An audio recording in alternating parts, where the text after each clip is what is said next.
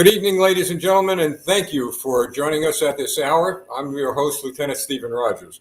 We're on 6 o'clock p.m. As you know, it's just a special time because we have a very special guest. Pastor Arthur's with us.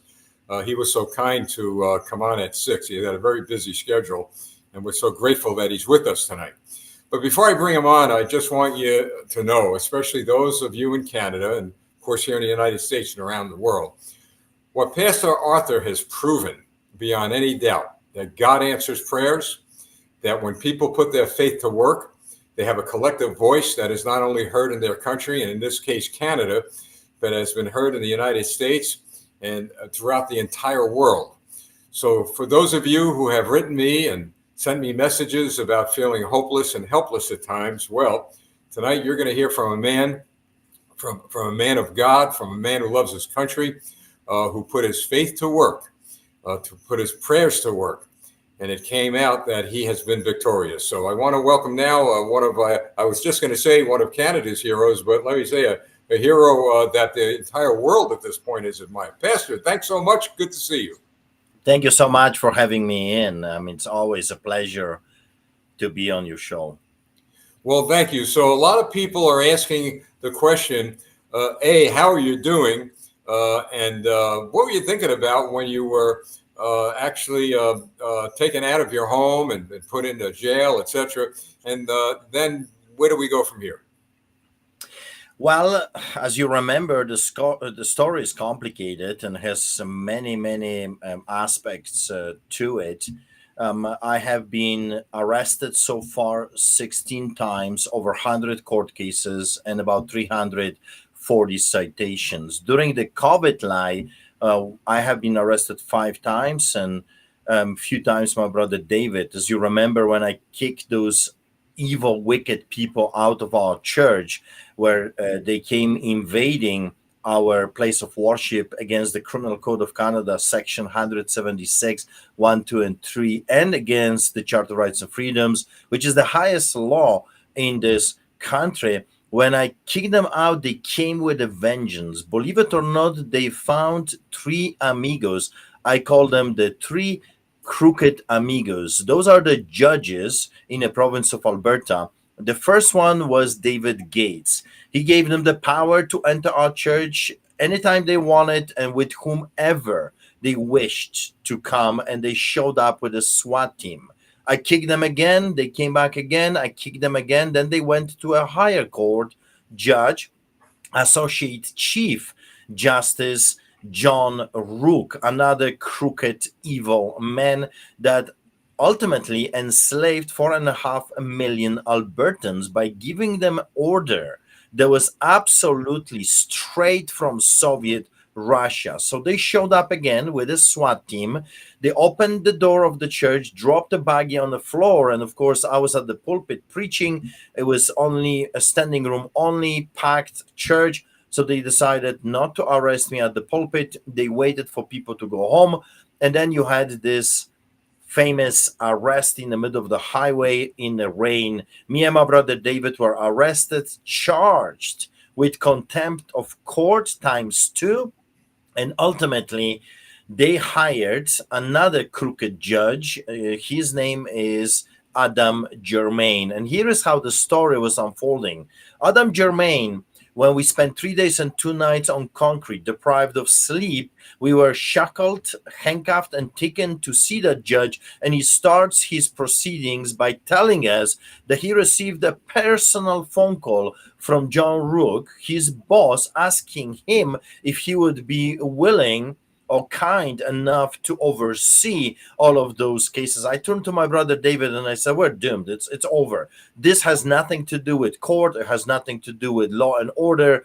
This is a straight from behind the Iron Curtain show trial. Show trial was done when the government already decided the case, but played this whole show for the public. It didn't matter what the attorneys would say. It didn't matter what the evidence were brought forward. It was already a decided case. And that's exactly what happened to us. It didn't matter. We had evidence. We had everything. The court order was not even given to me. And yet, I was charged and found guilty on a court order that was never given to me. It was done ex parte, without our knowledge or participation.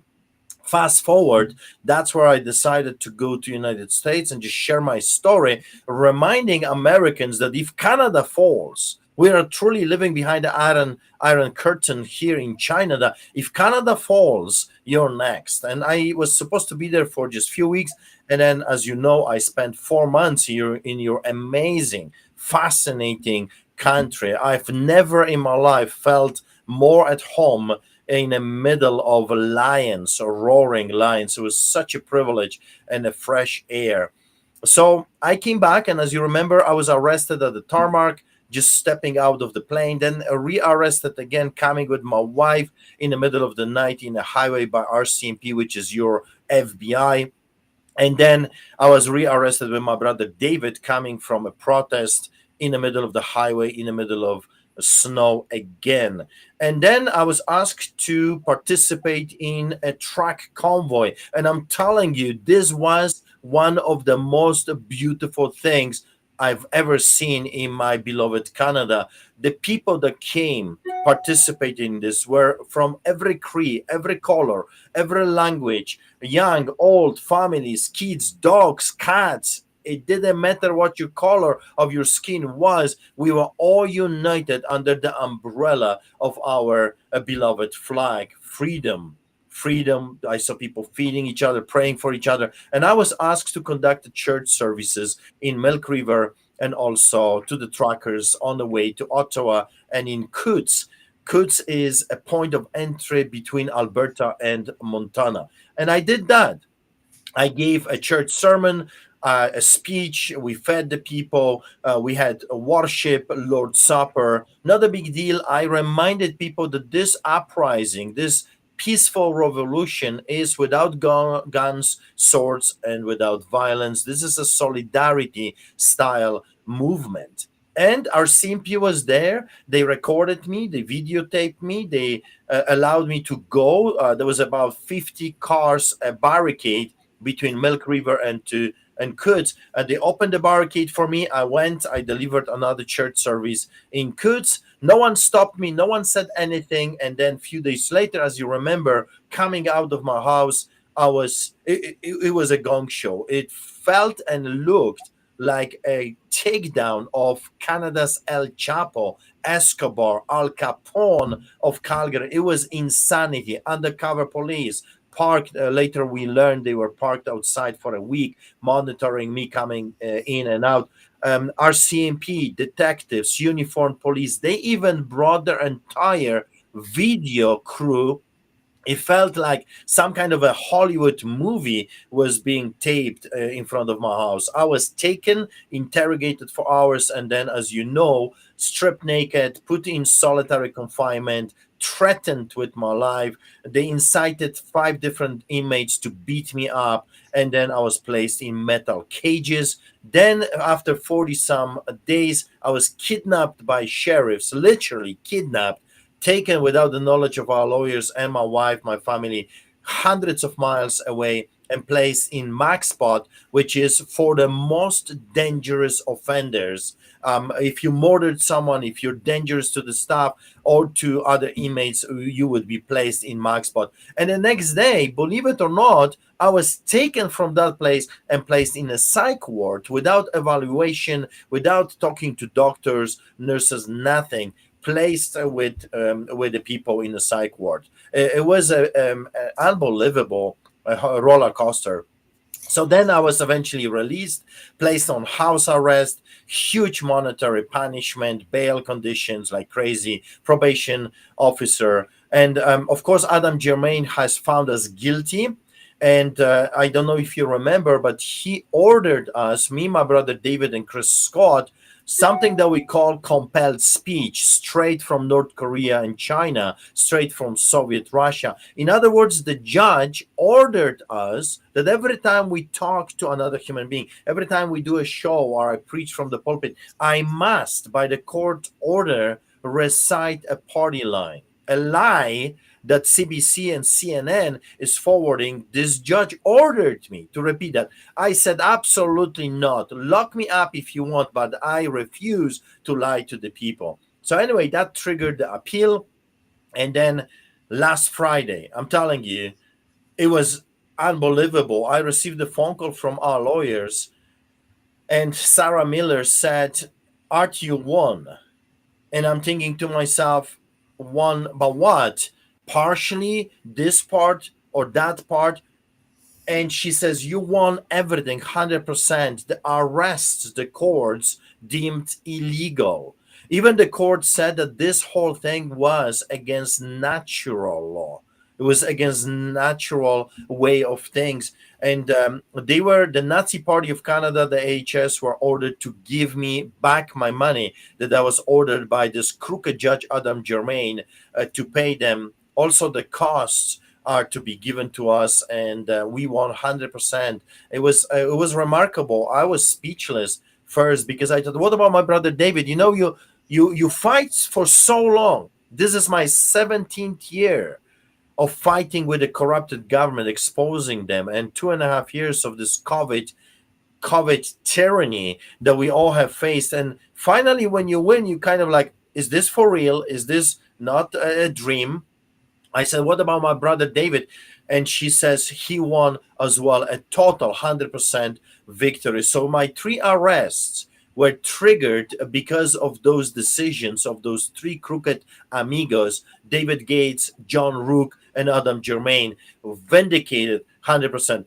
My ordeal is not over though, because as you know, I was the first Canadian citizen ever in the history of this country to be charged with terrorism, which is under the interfering of the crucial infrastructure under the Defense Act. I was charged as the first Canadian ever with this, and I'm still facing criminal charges, and my trial is February 2023. But you got to remember, everything that was done to me, my brother David, Chris Scott, and others was coming from that foundation that those 3 crooked amigos, those 3 judges of Alberta built. This house of cards is falling apart. And I'm telling you, this so far is the biggest, greatest victory against the COVID tyranny so far in our beloved Canada. So what I believe is going to happen, first of all, it sends a message to the villains. Back off.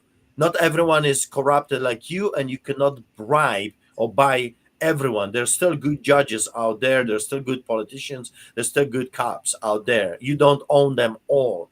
Also, it sends a message to people like you and me that it's possible. If this guy with a broken English can fight the giants, Goliaths, those uncircumcised Philistines of the land, and prevail and win, if he can do it, that means I can do it as well. So what I believe is going to happen, this will go like a wildfire. I truly believe that people will catch this story and say just that, a restoration of hope, that if this man can do it, if his brother can do it, if Chris can do it, and others like us, and fight the biggest guns, the biggest swords, the biggest corrupted, uncircumcised Philistines in the land, and prevail, then we can do it as well. With God, the Bible reminds us over and over again, fear not for every day of the year. But also the Bible says that if God is for you, who can be against you? The greater is he that is in me than the one that is in them. You see, the devil, and they are serving the devil, he pretends to be a lion. But my God, my King of Kings, my Lord of Lords, my Savior, my Alpha and Omega, beginning and end, the giver of life, the one that set me free, is true Lion from the tribe of Judah. And he calls me, and he calls you his friend, and we are brothers. We are a family of the biggest pride of lions that this earth has ever seen so far. So I'm excited, I'm pumped. I know that this is going to trigger many more victories, and other people that have been hammered just like us under the boots of this tyranny are going to be set free. Pastor, what you have done is encourage people worldwide, and I want to address the real terrorists. Those are the ones that did damage to you. I know some of them are watching. We already know some of Trudeau's people are watching. And my message to you who support Trudeau, to you who are in Parliament, to you who are supporting the policies that hurt this man who's on the air with me tonight and others in Canada, you will be brought to justice. Believe me, you're going to get caught. We know there's corruption in all governments. In the United States, we know there's a lot of corruption going on. But as the pastor said, the dominoes will fall. You will fall with those dominoes. You will go to prison. You will go to prison if you are in fact involved in any corrupt behavior. And members of Parliament, let me say this to you. You know, when the ship starts to sink, when it comes to politics, the captain stays on board and he throws everybody overboard. So if you think Justin Trudeau is going to come to throw you a life raft, it isn't going to happen. It is not going to happen. So there's a lot of power. We believe in prayer. There's a power in putting our faith to work. And we, when I say we in the United States, we here at Campaign for America, we are spreading the word far and wide. Every single state legislature, and I've said this before, is aware of what's happening in Canada. And Pastor, we're going to use as a foundation for us actually getting the United States government to put, at least in this country, Justin Trudeau and some of his cronies on our religious watch list. We want that done. But we're building a case that will prove our point regarding what they did to you, which I believe they did it to a sovereign religious man and order. That's number one. Number two, we're getting the names, and we want the names of everyone, Pastor, and hopefully somebody can send them to us, of individuals who were involved in your incarceration. And we're going to ask our government to sanction those people. Look, if we could place personal sanctions on a guy like Vladimir Putin, on President Xi and others, we could certainly ask that our government sanctions those individuals who we believe violated your human rights. This should not be tolerated anywhere in the world, let alone a free country. But they in your country, Pastor, they froze the assets of a lot of innocent, hardworking people. They took their property. They destroyed property. Well, we are not going to give up here. We got our problems. We're very involved, as you know, in all sorts of things going on because of our guy, Joe Biden, our tyrant, who doesn't know the whether it's nighttime or daytime. That's going to change in November when the United States Congress becomes a Republican-dominated majority. So we got to wait a little while, but in the meantime, we're building up a very, very strong case. And to those of you who think that me, Steve Rogers, and my team and others are interfering with Canadian affairs, internal affairs, no, we're not.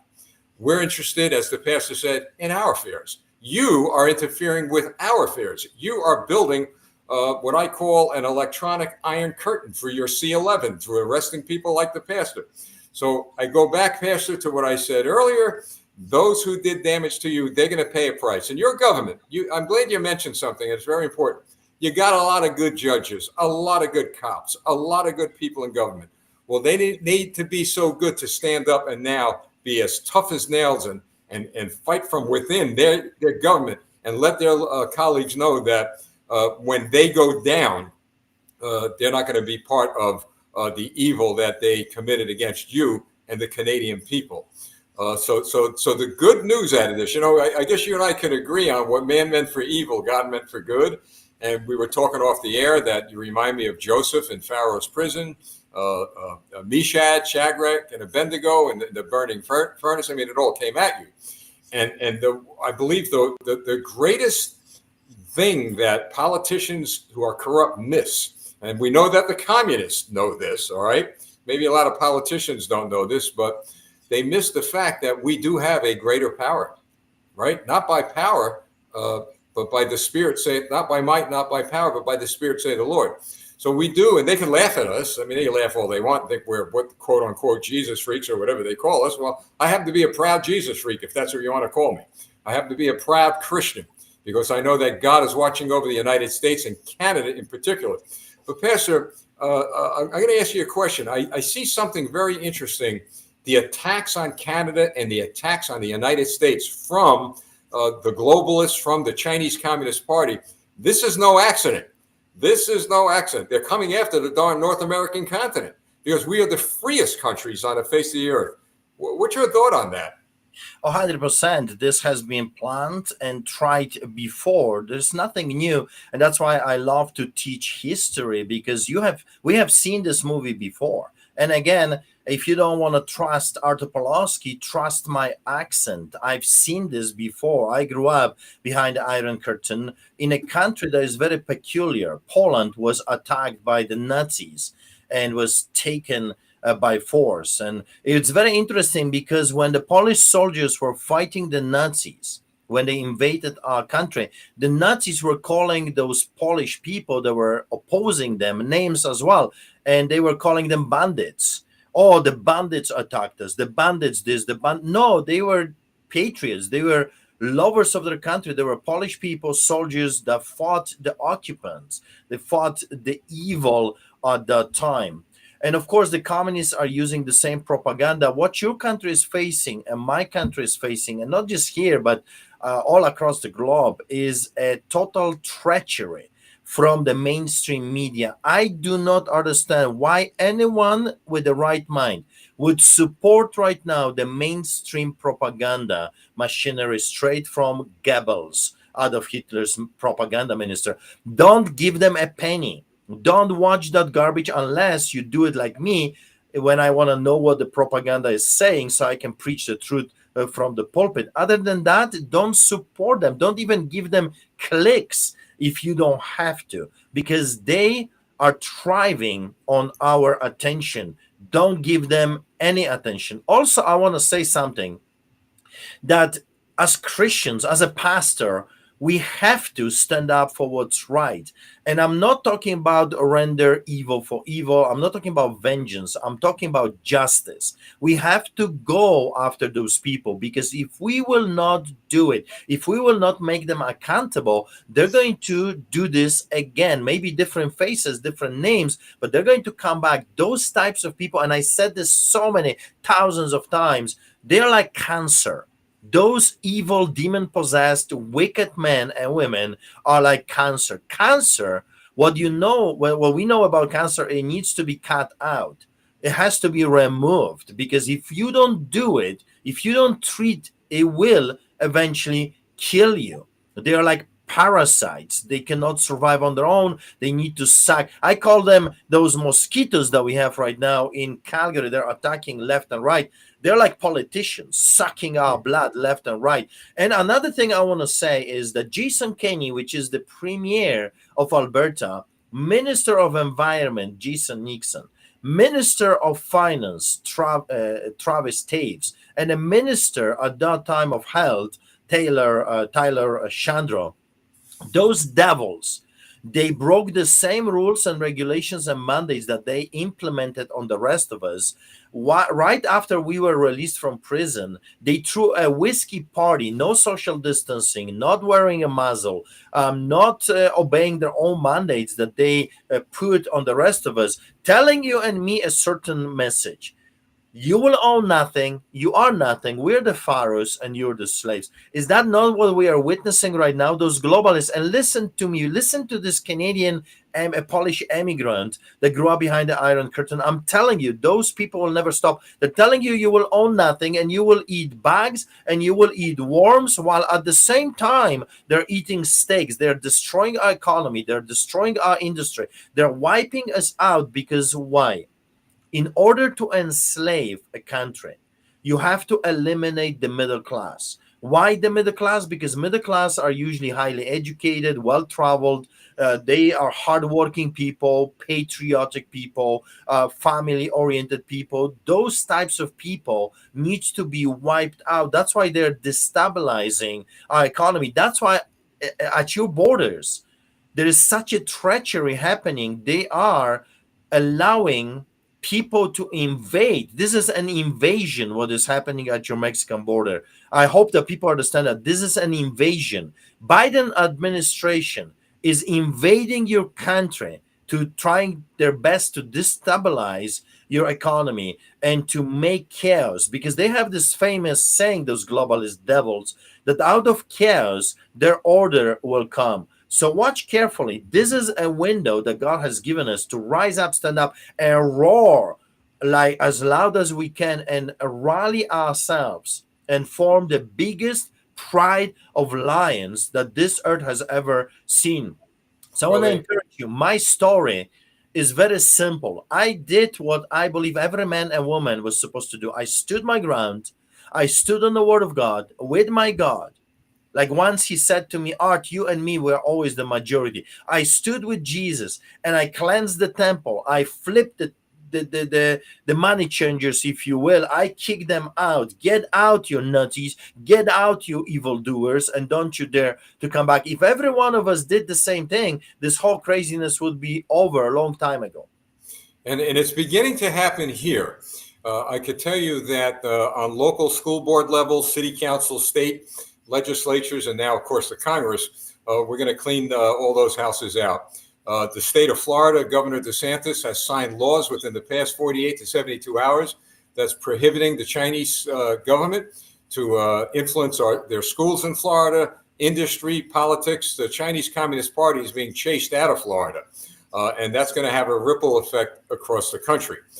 So there's a lot going on here, and the people are getting involved. And this is why I thought it was so important for people to see what you went through, to hear from you, and to see exactly and hear from Canadian people.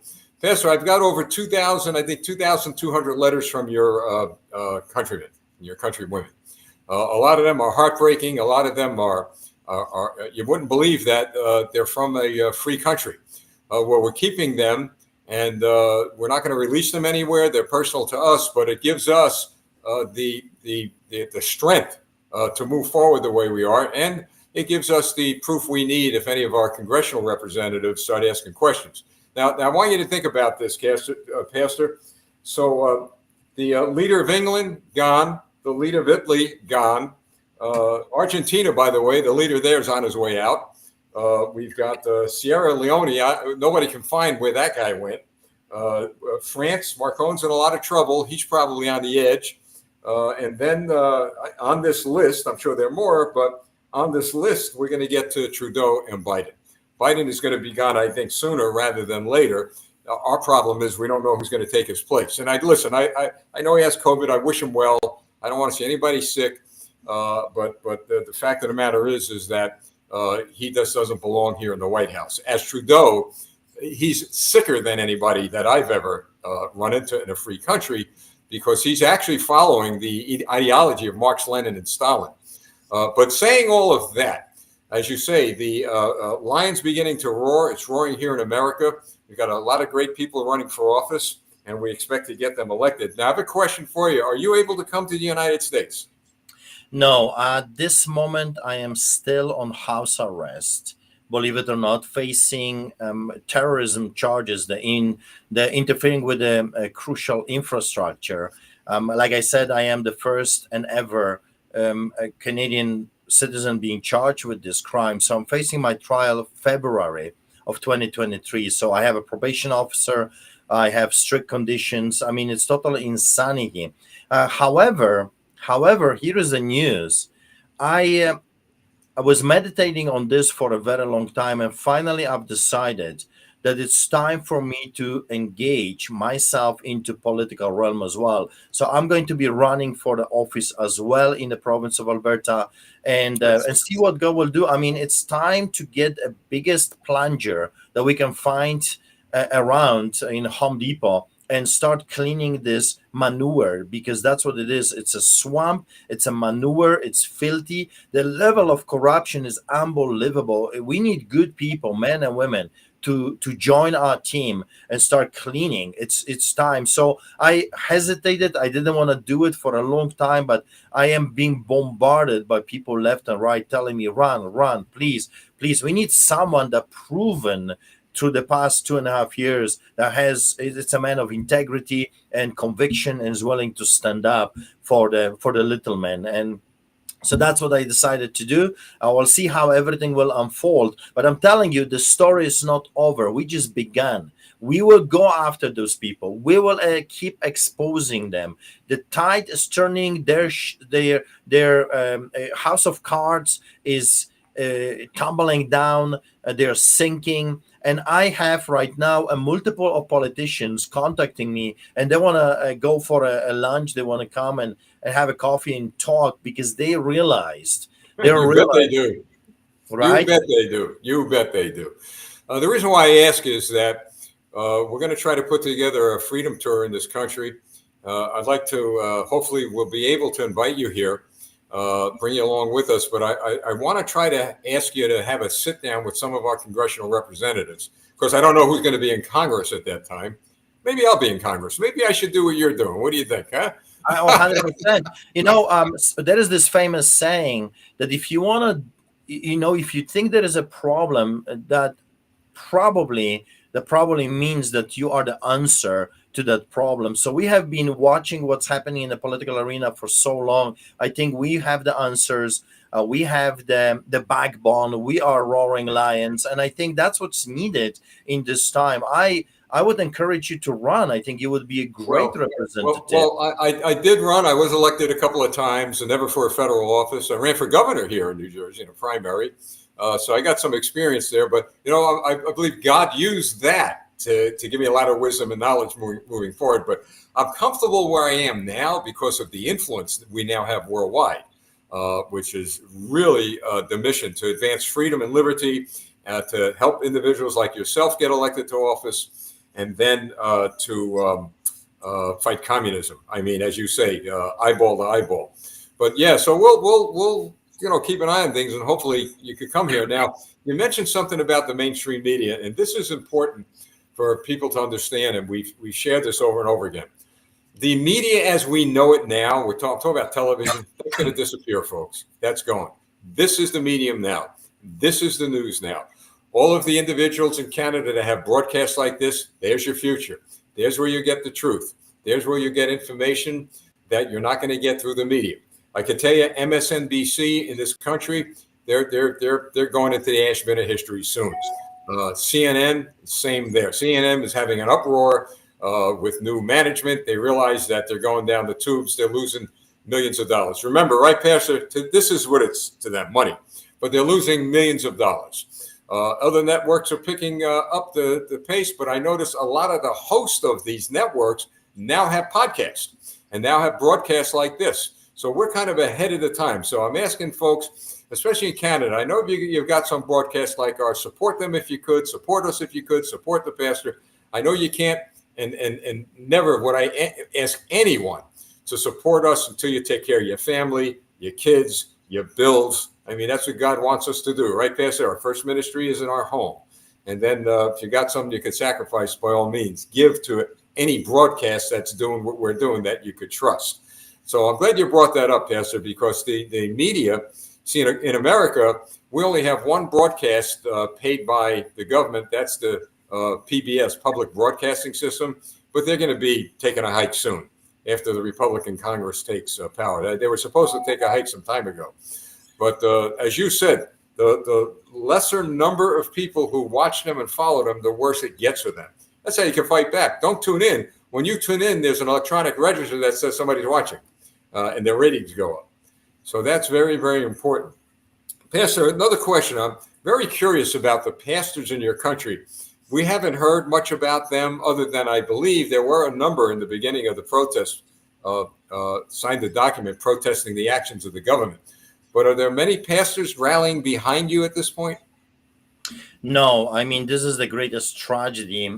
I think during this whole craziness, this tyranny, that pastors have become Judas Iscariots, and they literally have sold their souls to the devil for a silver coin. There were churches here prohibiting people to come in without the Nazi passport. They were segregating people, forcing them to sit 6 feet apart. I mean, total craziness. And of course, a majority, 99% of the churches shut down completely. And here is an interesting part of the story. When the government gave them millions of dollars, also the government offered them more money if they would open their churches that they just shut down to get the job for other people, to support their implementation of the job. I mean, it was absolutely shocking. Do you know that to this day, this is a week after the great victory I have my friends, pastors here. It's just a handful of us. We have few in Canada, but outside of that circle of friends, not one pastor contacted me telling thank you, congratulating me for this fight. Because in the end of the day, I fought not just for my own right, I fought for their rights as well. Not even one. There is almost zero support from Canadian clergymen, and that's a tragedy. Because the first thing in Revelation that it says who is going to end up in hell is the cowardly, the fearful, those that are not willing to stand up for the kingdom of God are the first one to go to hell. Also, they have done what Esav did. They have sold their birthright for a bowl of soup. Comfort. I don't want to tarnish my name. I don't want to stir, the boat, rock the boat. I just want to preserve my name and all of that stuff. I heard it all, a reputation. And look at us right now. Abortion clinics were open, marijuana stores were open, Walmart, Costco, Safeway, IKEA, all of those abortion holocausts were all open, but they have chosen to shut down their churches. Shame on the clergymen. I mean, this is the biggest tragedy. To know that the politicians are crooks, I knew that all my life. They're wicked, evil people in most part, and they're doing this for their own personal benefits. For the judges, well, it's 50-50. Of course, during the COVID era, it was craziness, but this latest victory shows that not all is lost. But for the clergymen, the priests and the rabbis and the pastors to bow before the golden muzzle, that's a shocker. That shows who those people are. And it's very interesting because they try to put a mask on our face. They try to say, you don't mean anything. We're taking your identity. Your voice doesn't matter. So they wanted to put a muzzle on our face. But at the same time, they took their masks off. If you look at it, now we know who is who in the zoo. This is the greatest separation we've ever seen, the goats and the sheep and the wolves. God is purifying his church. If I could summarize everything that I have seen in the past 2.5 years, is Jesus in the temple flipping the tables and whipping those people, making himself a whip and just going after people saying, wake up, wake up, wake up, and guarding the door to the temple, not allowing anyone to come in unless they were of pure heart. So that's what I believe God is doing. It's a good thing. He is purifying, he is separating, he is restoring this glorious church that he is coming back for. Because you know and I know that what we have seen in the past 40-50 years, that was not the church of Jesus Christ. It was corrupted. It was mostly entertainment, no different than bingo and poker game and some other entertainment activities. So God is flipping the table and purifying. He's intensifying the fire to purify his gold and to make those diamonds that he wants us to be. So it's an exciting time. I think we're about to see the greatest awakening ever on this side of eternity. This is our time. This is the last harvest. Well, to help in that awakening, what I'm planning to do, and there was a reason why I asked you the question, is I'm going to try to establish a roundtable discussion with some of the pastors here and in Canada with you via Zoom or some platform. I think a private one-on-one discussion with some of these individuals, I know will spark some of the people here. I want them to start speaking out on your behalf. And I think hearing the story from you directly would be important. So we'll be getting out through social media, ladies and gentlemen, in a week or so, probably sooner rather than later, a request for church leaders to get in touch with us here at Campaign for America. And Pastor, if I can put that together, you think you'd be able to come to that meeting via Zoom? We want to get that help for you. Of course, it would be a great privilege. I mean, I love the church and I love those people. Even my enemies, I do not hate. And I think for the first time in my life, finally, I understand what Jesus said on the cross. Father, forgive them because they do not know what they do. There is this understanding that I have right now that those people have been blinded either by sin or incentives, or just because they. Let me ask you. I'm glad you brought that up again. Let me ask you this question: the people who are blinded, uh, and those who don't come out and support you, like in the church, and they should. I don't understand. Don't they realize that communists will come after them, will take everything from them, their freedom, their churches, their money?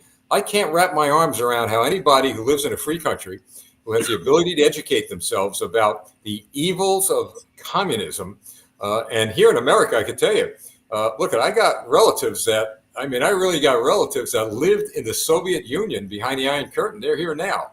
And when you hear their stories, and they ask the question, why aren't people in America getting it? And I'm hearing the same stories in Canada. I think you guys are getting it more than we are, because your freedom is actually being taken away very physically. We could see it happening here in America. They're chipping away, but they haven't been as successful or openly.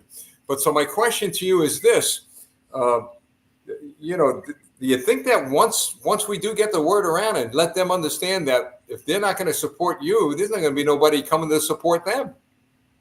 Yeah, well, some will be saved. Remember the Pharisees and the Sadducees. I mean, Jesus was walking among them, a God, in flesh, the one that raised the dead and healed the sick and fed the thousands, and they rejected him as well. People are selfish. They're focused on themselves, self-centered, and they, as long as they're getting the silver coin, if you will, or a bowl of soup, they don't really care. But my message has been always that in the end of the day, when you look at history, when you look at the communism, socialism, when you look at the Nazism, fascism, victims and villains, in the end of the day, are all victims. In the end of the day, we have to understand that the devil does not care about you. He will use you, and he will throw you like a filthy rag. Why? Because he hates what God loves. God loves people. He died for souls. He rose from the grave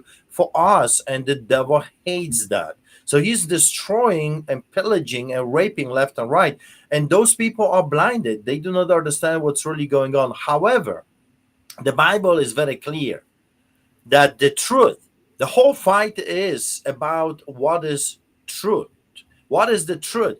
The truth shall set the captives free. So when we come together, when we preach, when we speak, when we do shows like this, there is that possibility that somewhere, someone will understand what's really going on. I have right now many people coming to me, texting me and calling that they didn't believe me at first.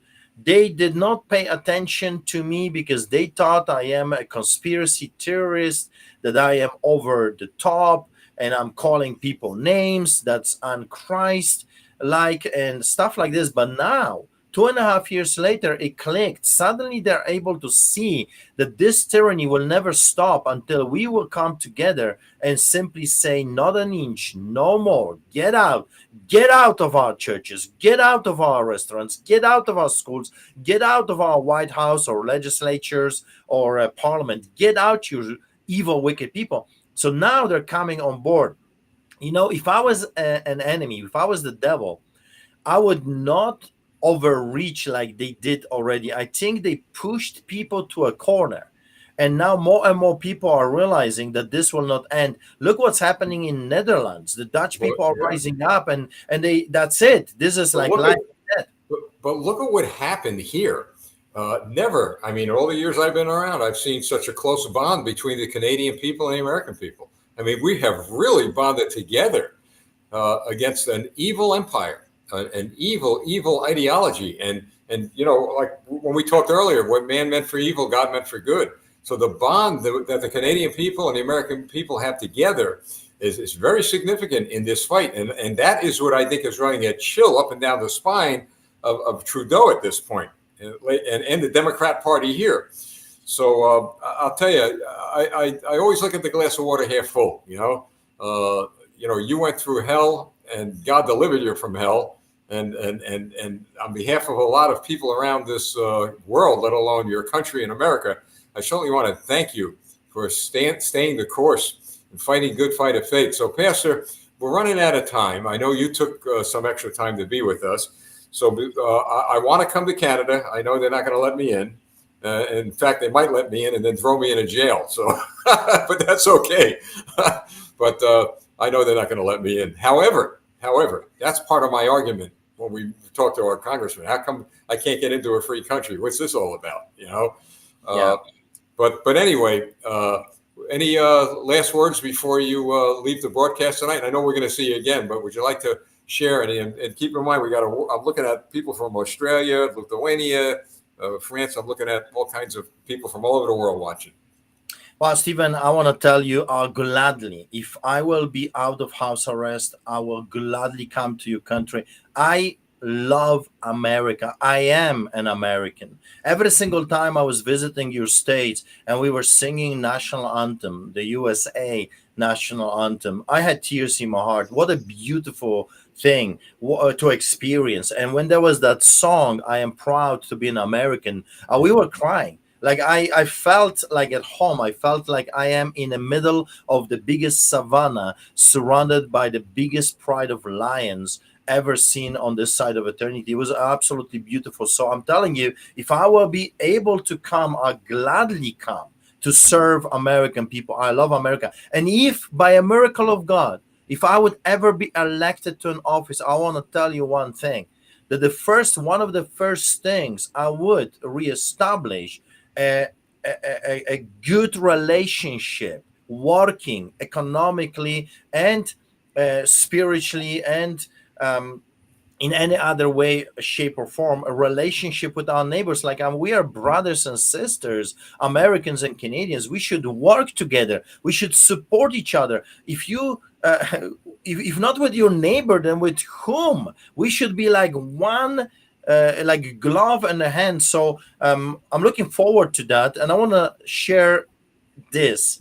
Do not lose hope. In the end of the day, we know how the story ends. Truth wins in the end. If God is for you, who can be against you? I'm telling you, in the end of the day, when you signed up in an army, in a victorious army of the living God, you already won. Sometimes the enemy doesn't know it yet. So stay strong, be courageous. Courage is like fire, wildfire. It spreads around, it's contagious. Do not allow fear. Do not allow them to terrorize you. Go out there, love your family, love your God, love your country, and spread this courage around, because I'm telling you, God is bigger than all of them combined together. Go and eat some hyenas. Pastor, thank you. God bless you. I salute you, and we'll be seeing you again. Thanks so very much. Thank you. Thank you. God bless. Well, there we have, folks, a man that went through a living hell, and he did it for all of us who are faced with these tyrants running for office. Now, as he said, folks, I wanted to show you something. See this beautiful flag here? This is hanging up in our studio. We got them all over the place, and we have All Glory here. Together, we've said all along, together we're going to do this. Together we're going to beat the enemies into the ground. Together we're going to send the tyrants into the ash bin of history. The battlefield right now is in Canada, as the pastor said, and he expressed his concerns about what could happen here in America. So all of that, what you're doing, folks, by spreading these videos, by spreading the word, what you're doing is helping the cause of freedom. And as he said, to really be free is to make sure that our church leaders are free, that people are free of sin, and that they understand that the way to true freedom and liberty is to get close with God. Now, before I sign off, a couple of things. One is campaignforamerica.com. That's our website. I'm going to ask you to do a couple of things if you haven't done it already. We've got close to maybe 4,500 emails over the past month and more coming in, asking you to get in touch with us or to at least look at some of our websites. We're going to post some things soon. You'll find all of our social media platforms on our websites. But if you go to campaignforamerica.com, just fill out your email and put in there you'd like to have our social media platforms. Give us time, we'll get them to you. Because if we ever get shut down on Facebook, we've got 6-7 different ways to get to you. That's number one. Number two, those of you who have written me, please bear with me. The emails, the letters, stacks and stacks of them. I read them all. I know I'm a month and a half behind on some of them. I do read them all. So if I didn't get back to you, forgive me. And some that I couldn't get back to you because time was running out, believe me, you know where those letters are? Remember what I said to the pastor? We have them in a little bin and we pray over that bin. We've got people praying, laying hands on that file, praying for all of you. So this is part of the history, the story of victory. And then finally, as you know, what I don't like to do, we're growing. You see what's happening. We're going to do everything we could to fight this good fight of faith. So if you can, when you go to our website, campaignforamerica.com, you're going to see a little donate button. Doesn't matter how much, folks. Believe me, $1, $2. We figured out, look, if everybody could give $2, and everybody does, we're going to be able to really set up this multimedia network that we want to do. That'll be like Radio Free Europe in the old days, but it'll be freedom and liberty for today. We don't get funded by companies. We don't get funded by corporations. We have donations coming in from small businesses, and we're doing some self-financing here. We're pouring a lot of money into this, and look at, we're doing the best we could with what we have, and what we have is what you're going to be praying for, and that what you give us. So I appreciate it very much. So if you could help us out, that would be great. So that's it, folks. We start at 6 tonight because the pastor was able to come on at this hour, and we're going to be back next Thursday night at 7 o'clock p.m. Eastern time. And then, of course, Monday, our United States broadcast at 7 p.m. Well, what a broadcast. What a man. What a hero. Look at all those heroes in Canada and those who are around the world. So we're going to do this, folks, before I sign off. We're going to get in touch with pastors. You might see on some of our social media platforms a call to pastors and church leaders around the world to get in touch with us, to have a roundtable discussion with him. And I'd like to see more countries get on board. I want to put more flags around here. I really do. Well, God's guiding us. That's it, folks. Thanks so much for joining me at Campaign for America. Remember, campaignforamerica.com. Have a great week. God bless you all. And remember what I said, folks. Together. Always together. Boy, the Trudeau and the tyrants, did they not expect this to happen? Together, forever, we win, they lose. Have a great week. Thank you, and God bless you.